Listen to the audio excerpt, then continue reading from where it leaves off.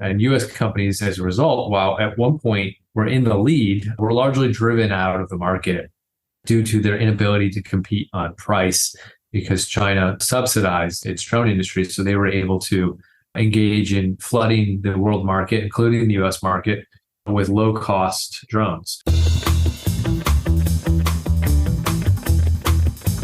You're listening to the Drone Radio Show podcast, the show about drones and the people who use them for business, fun, and research.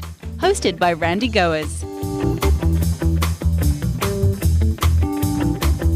Hello, everyone. This is Randy Goers, and welcome to the Drone Radio Show podcast, episode 412. Why is it important to strengthen U.S. competitiveness in the global drone industry?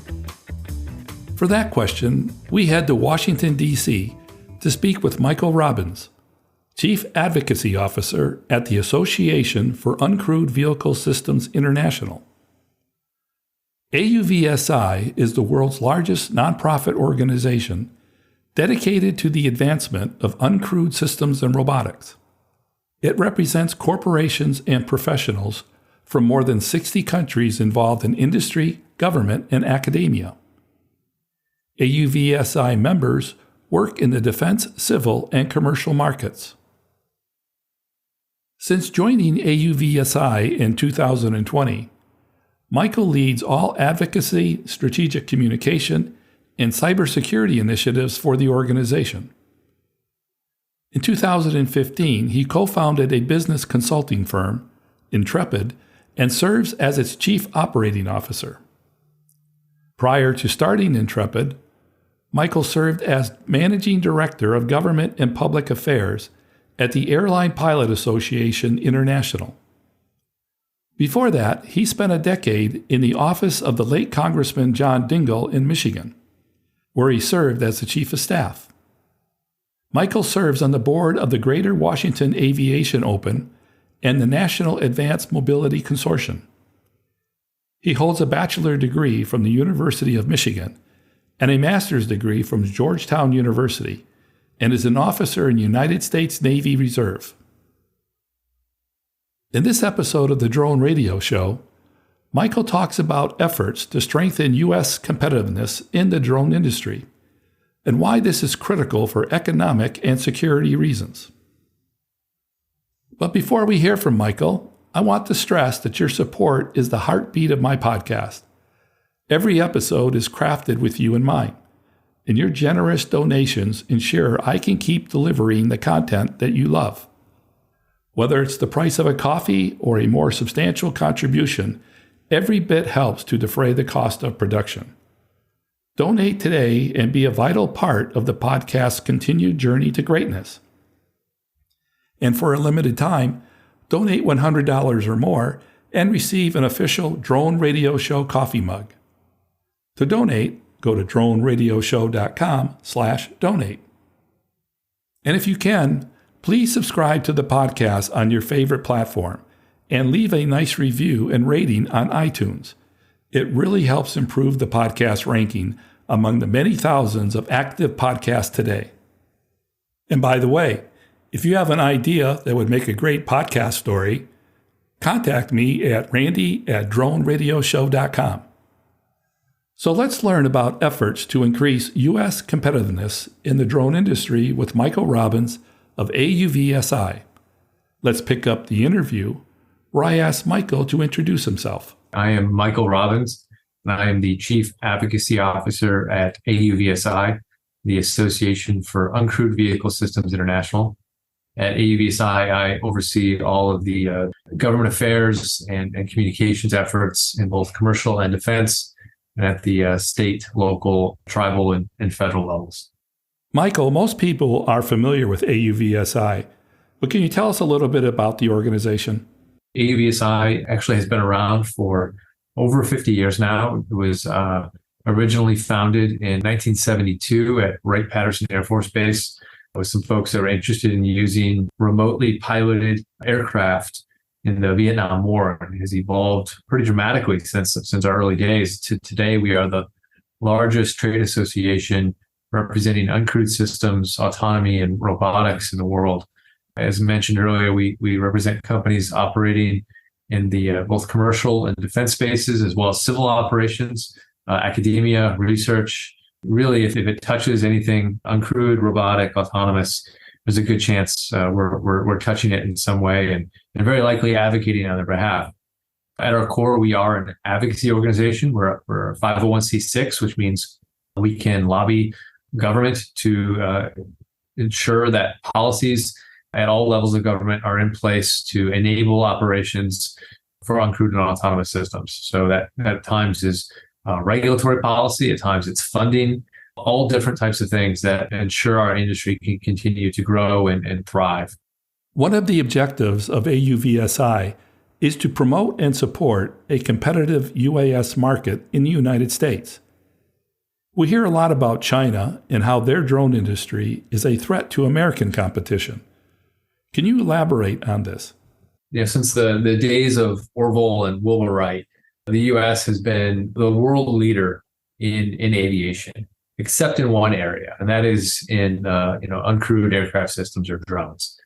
That really began to change in the last decade when China, through its Made in China 2025 policies, launched a whole of society effort to dominate key technologies, including drones. And they've done a very good job of supporting their industry, and sometimes in ways that are illegal and run counter to international business practices and international trade practices, but supporting their industry in ways that have allowed Chinese companies to dominate the global drone market. And U.S. companies, as a result, while at one point in the 2010s were in the lead, were largely driven out of the market due to their inability to compete on price, because China subsidized its drone industry, so they were able to engage in flooding the world market, including the U.S. market, with low-cost drones. That led to a situation where for many years, there really wasn't much of a domestic drone industry. And then it began to reemerge at the end of the last decade, and some really great companies came online. And for a time, there was a capability gap because these companies were getting up to speed and doing R&D and were not able to compete with Chinese drone companies on technology for a while. But now, as we go into 2024, a number of U.S. and other non-Chinese nations have drone companies that really can compete with China on capabilities. In some cases, outcompete Chinese drone companies on capabilities, but they still struggle to compete on price because they're operating by normal economic and business principle, and they are competing against companies that do not operate on normal economic principles because they're receiving subsidies from the Chinese government. So that has held the industry back from scaling in a meaningful way. A few companies have begun to break through and have some growth, but it's a really tough market out there for non-Chinese drone companies around the world, including in the United States. So how do we change that? What is AUVSI doing? We launched our Partnership for Drone Competitiveness to tackle this challenge head on. So it begins with education and really making sure that policymakers are aware of this challenge, aware of the implications of inaction. And those implications are many. I mean, continued loss of U.S. leadership, continued harm on the economic front for U.S. companies. And we'll probably talk about this more later, but there are also very significant national security concerns by the continued reliance on Chinese drones. And those national security concerns are many and are diverse. And we can get into that more. So it begins with education, and we're spending a lot of time with lawmakers at all levels of government, making them aware of this problem. And we've offered them very common sense solutions to help level the playing field for U.S. drone companies against subsidized Chinese competition. And a lot of those common sense solutions are not things that we have pulled out of thin air. We are seeking to replicate what has worked in other industries where the government has said, either for economic and or national security purposes, this industry is of critical importance to the United States, and therefore we are going to take action to level the playing field for our companies against subsidized Chinese companies. And there's a couple of great examples of that have borne out just in the last couple of years, including solar panels. China dominates the global solar panel market, and solar panels are part of the same Made in China 2025 strategy. It was very important for economic reasons for the ability for the U.S. to produce its own energy, and for national security reasons for the U.S. to have a domestic solar industry. Congress recognized this. The administration, both Trump and Biden administrations, recognized this, and they took actions to level the playing field for U.S. solar companies. And as a result, there's been significant growth in the U.S. production of solar manufacturing in the last couple of years, with some federal dollars flowing into the solar industry, but those federal dollars being matched, many times over by private capital investment. But private capital is coming into the solar panel industry in the U.S. because they see that there is the backing of the U.S. government. That U.S. government backing is driving significantly more private capital. We've also seen that occur with advanced batteries. We've seen that occur with other industries as well, where the U.S. government has directly identified these areas as of critical nature and has taken steps to level the playing field. So with that direct government investment, and in some cases that is through manufacturing tax credits, it's through loan guarantees, it can be through market demand programs. And that's something we think would work really well for drones, is if the U.S. government, local state governments, the U.S. military through its Replicator program, which maybe we could talk more about, signal a demand for U.S. drones and that they are going to place, and they are in fact placing significant orders, that will drive private capital as well and help U.S. companies scale their businesses here in the U.S. So there are solutions out there. There are proven solutions, and that's what we're out advocating for. Does the answer lie in increasing our manufacturing capacity, or more about increasing demand? So there's no silver bullet. It's both. And we've put together a policy white paper and policy recommendations, and there's many of them. And it kind of needs to be, not just one, it needs to be many. So there are things out there that we're actively supporting, like the Drone Infrastructure Investment Grant Program that would, and it's in the House FAA bill, and that would authorize state grants for drone programs to use for infrastructure inspection. That's a win-win. It ensures states are acquiring more drones and then using those drones to engage in the critical mission of infrastructure inspection to ensure our roads and bridges aren't falling down. So that's something that is sort of a common sense way of addressing multiple problems at once. And that's a piece of legislation we're strongly supportive of that we think would really help. We are working on other pieces of legislation that we're hopeful will be introduced in the near future that may include grants for first responders to acquire new drones in the future, and then also for other critical infrastructure owners and operators to secure drones as well. So we think that's a big piece of the puzzle. As we've seen, though, with other industries like semiconductors and batteries and solar panels, there also has to be some restrictions on the continued dumping by the bad actor, in this case, the Chinese government and companies that they're subsidizing. We also are looking at ways of enhancing tariffs. There are already tariffs on Chinese drones, 25%, but that is really just a small speed bump for some of these drone companies that are receiving significant government subsidies. So enhancing tariffs, there's legislation out there that would seek to transition the U.S. government and state and local governments away from Chinese drones. And that's something that certainly merits a lot of attention and support. So there's not one solution, there's many solutions, and we're working on multiple fronts accordingly. For those in the drone industry, these are critical issues, but it's just one of the many issues that Congress has to wrestle with and to allocate resources or develop legislation. Right now, is this issue on Congress's radar screen? Yeah, I mean, we're finding tremendous support for this issue on Capitol Hill. And just, I think 2 or 3 weeks ago, we held a press conference with a number of members of Congress on the lawn of the Capitol. And then we went and met with a number of other congressional offices, and we're discussing this with dozens of Hill offices every week. So we're finding that particularly when we engage in education first, that they understand the nature of the problem. Again, they've dealt with this problem in other industries. They understand the critical nature of drones as industrial tools that are important for numerous operations, whether that's agriculture, or infrastructure inspection, or public safety, as well as critical tools for our warfighters. So they intuitively understand both the challenge as it relates to China because they're familiar with it from other industries, and they're familiar with the utility of drones and all the great things that drones provide for various mission sets.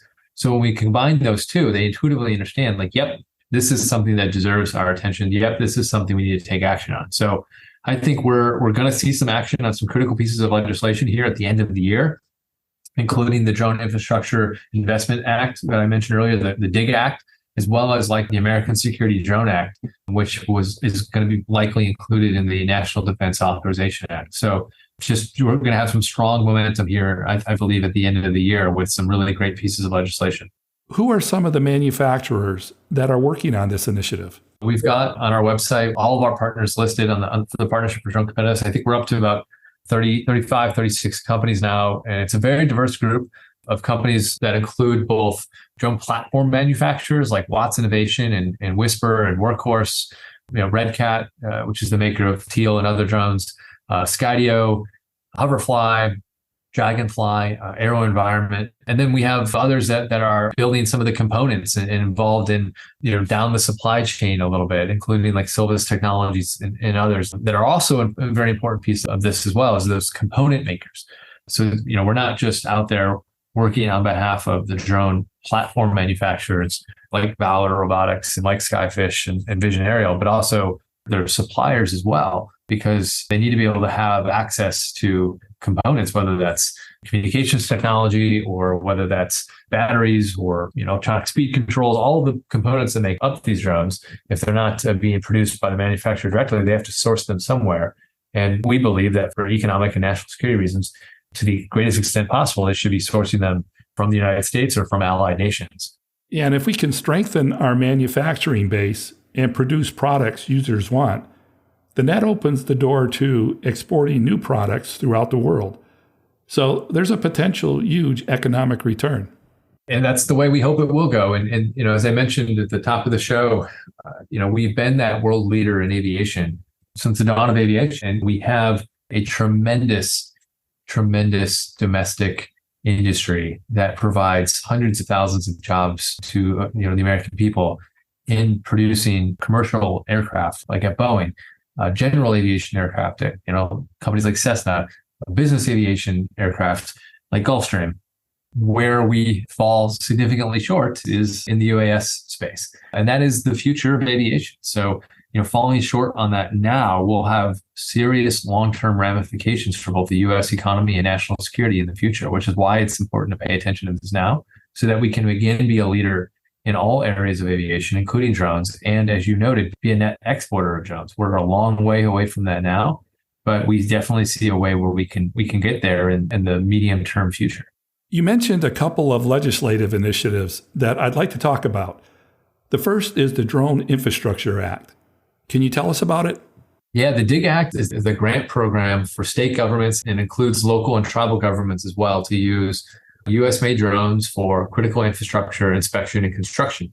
The Act is a significant grant program. I think it provides $100 million for this program. That includes both the grants to local governments and state governments to actually engage in acquisition of drones, and then to be able to stand up operations to use the drones to ensure that they're out there, inspecting infrastructure, which we all support because we don't want our bridges and railways and tunnels, et cetera, crumbling on us, which is happening all too often. The bill also has money available for workforce development programs to help train the future workforce required both for drone operators and as drone maintenance and technicians. And that is a critical, important piece to this as well. So this is a very well thought out bill, something that AUVSI and our Partnership for Drone Competitiveness strongly support. As mentioned, it is included in the House version of the FAA reauthorization, which has passed the House. And we're working to ensure it is included in the final bill that is signed into law when that occurs, probably sometime in early 2024. And this will help end users transition to U.S.-made drones, especially those that have already invested in foreign drones. That's exactly what it is. This is part of that, what we talked about earlier, sort of sending that demand signal to the industry that there's going to be significant money available to drive these acquisitions in the near-term future. And that will not only have the direct impact of facilitating purchases, but it will also drive capital to invest in companies because they see the potential on the horizon for future sales. So this is one of those demand market signals that really can have a sort of spur into this industry and accelerate this industry forward. We're very excited about it. The other act is the American Security Drone Act. Tell us about that legislation. The American Security Drone Act is a bill that has been around for a couple of years now, and it has gotten close to the finish line, but never quite passed. essentially what it does is it limits the U.S. government from using drones from China or drones that have certain critical components from China, particularly communication links and the ground controller. So this is already in place pretty broadly across the U.S. government. It is policy within the Department of Defense as mandated by Congress. It has been largely adopted as policy by a number of other federal agencies. What the American Security Drone Act does is it codifies it into law. It ensures that what has been adopted in a lot of agencies and what has already law at DoD is extended to other entities in the U.S. government. What is AUVSI doing right now to move these initiatives forward? A lot of what we're doing is education and advocacy. So all levels of government, and in particular the state level and at the federal level, we are spending time educating lawmakers on the challenge. Again, as noted, it's the significant challenge of trying to compete against a subsidized competitor, the implications of those challenges to U.S. national security, to U.S. economic security, and then the potential solutions. And then we advocate for those solutions. We talk to lawmakers, talk to their staff about the need for action. We're out there doing our job as a trade association, trying to get the legislation passed, get policies enacted that will help level the playing field. That's what we're working on right now. Are there any potential landmines or forces working against these initiatives? There's clearly a disinformation campaign out there being perpetuated largely by DJI and companies that are in the DJI supply chain or vendors of DJI, that they're pursuing this false narrative that U.S. drone companies can't compete with Chinese companies on technology. That is a complete myth. As I mentioned earlier, there was a time when that was true, but that is no longer true. That is just a convenient myth for them to continue to propagate, to suggest to lawmakers and policymakers that it would be premature to take this sort of action, because if there was a restriction on the acquisition of Chinese drones, or if companies were encouraged or incentivized to purchase American drones, there's this myth that those drones would be inferior. And that's just not the case. That is a narrative that is definitely being pushed very aggressively.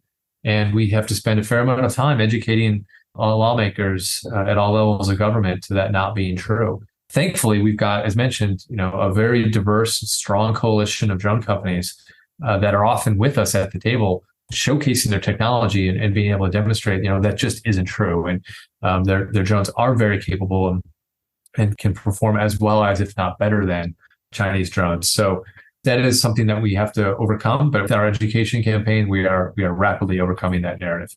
You mentioned the Replicator program and how that could be a model for increasing U.S. demand. How does it work, and how would it apply to the drone industry? So the Replicator program, as announced back in, I believe, August by Undersecretary of Defense Kathleen Hicks, is an effort for the Department of Defense to integrate drones into the warfighter's hands in great quantities, in the many thousands, in a relatively short timeline. She announced 18 to 24 months. So that is the basis of what the Replicator program, as announced, is. A lot of details are still coming together. AUVSI meets with folks from the Replicator team at DoD on a very regular basis every other week. We're actually hosting a meeting with the Replicator team at the secret level in San Diego at Third Fleet.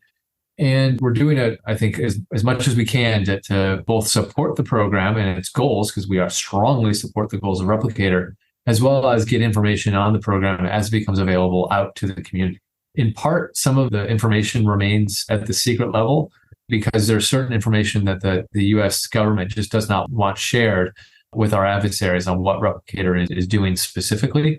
But what we do know, and what is widely talked about in the news, is that this program is seeking to both bring existing programs, so programs the DoD is already familiar with, forward with more acquisitions and bringing significantly more platforms that the DoD is already familiar with online, as well as broadening the aperture for DoD into other systems that maybe are not on their radar right now, or that are sort of coming online, sort of new technologies that they might be able to grab as, phase 2 or phase 3 of this Replicator program as this evolves. So it's a multifaceted effort to ensure that the U.S.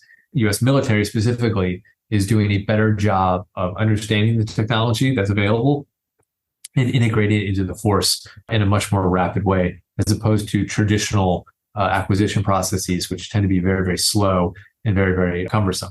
This is very important for the U.S. to remain ahead of the competition globally and ensure our warfighters are armed with the very best tools for multiple mission sets. And we're not talking here about just drones. We're also talking about autonomous ground vehicles, surface and subsurface maritime vehicles, and then drones of all shapes and sizes. So, from small quadcopters to much larger platforms as well. So the Replicator program is very ambitious. There's still a lot of details that are coming together. AUVSI has been at the forefront of providing information to the DoD on industry, as well as analysis of some supply chain issues. And we're confident that ultimately the program is going to be a big step forward for the industry. And we're hopeful that it not only continues as its first iteration as announced by Secretary Hicks, but has a long life after that matures into a sophisticated, robust, and ongoing effort to continually integrate new advanced uncrewed technologies into the DoD very rapidly. Bottom line, what happens if we fail to act on these initiatives? We can approach that question from two different ways. First, there's the economic challenges, which is where we started, which we will just continue to not have a robust drone industry domestically. And that's unfortunate for jobs. That's unfortunate for U.S. leadership in aviation. And it also means that we're reliant upon foreign countries, primarily a foreign adversary in China, for critical tools for infrastructure inspection, agriculture, public safety, all of the various mission sets for drones. And that's not a good position. That's not a position we want to be in as a nation, where we have to rely on an adversary for something that we as a nation have become and are increasingly reliant upon. On the national security side, as I mentioned earlier, there are very real risks to continue using Chinese drones, particularly on some of these mission critical areas like infrastructure inspection. There are very real concerns and well-documented concerns about the vulnerability of Chinese drones to having the data sent back to China. Based on the national security laws of China, all Chinese companies, including Chinese drone companies like DJI and Autel, are required by law to share information with the People's Liberation Army if asked. So, information on U.S. critical infrastructure, for example, could be, and probably is, being shared back with the Chinese government and the Chinese military, which in a situation where, we're perhaps in a Cold War or God forbid, a hot war, that is information that could be used against us.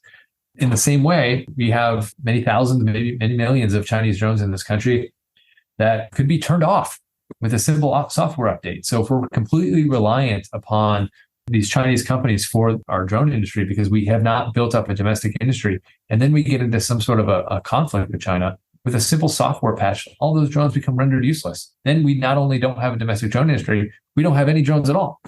That is a very real concern. I could go on. There's multiple other very serious concerns, but I'll sort of end with the very obvious one, which is these are increasingly used as a tool of war, for better or worse.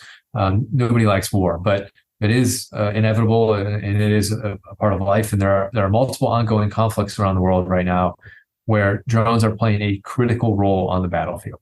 U.S. service members, of which I am one, cannot be reliant upon Chinese drones when we're downrange and engaged in conflict, whether that's for intelligence, surveillance, reconnaissance, whether that's for maritime domain awareness, whether that's for strike purposes. There are multiple different ways you can use drones, for swarms, for distractions. They have multiple different con-ops. We need a domestic drone industry, and allied nations is part of that too, to be able to source drones for our warfighters. Right now, we're falling short on that. Replicator may help close that gap, but we absolutely cannot be reliant upon a foreign adversary for these critical tools of war. How can individuals stay up to date on the status of these initiatives? Follow us on social media, on LinkedIn.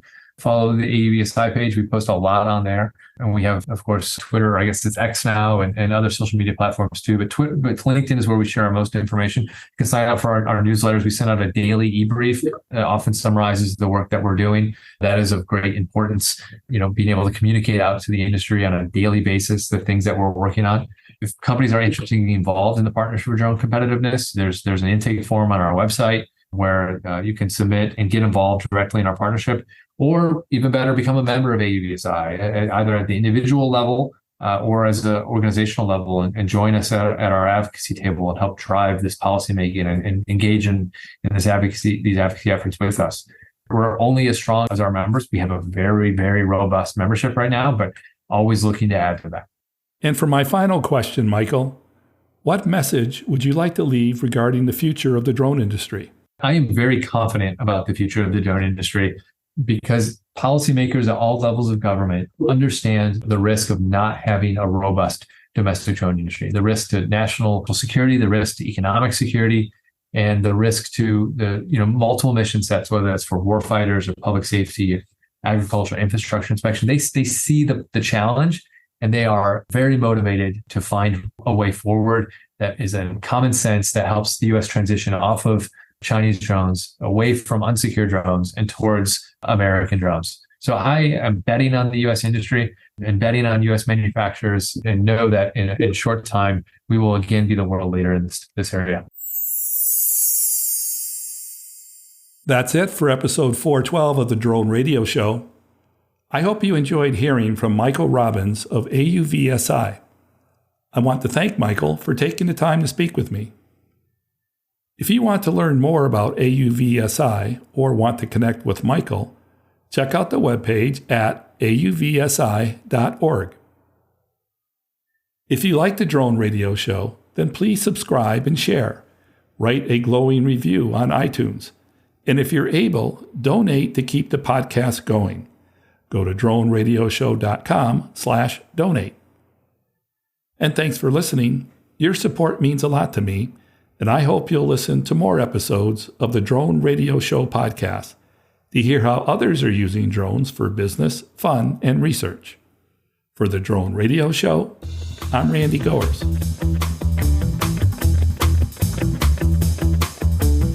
This has been the Drone Radio Show podcast. More information on today's show can be found on our website at www.droneradioshow.com. If you're using drone technology for business, fun, or research and would like to share your experience on the show, please visit our website and fill out a guest appearance application. And don't forget to follow us on your favorite social media channels.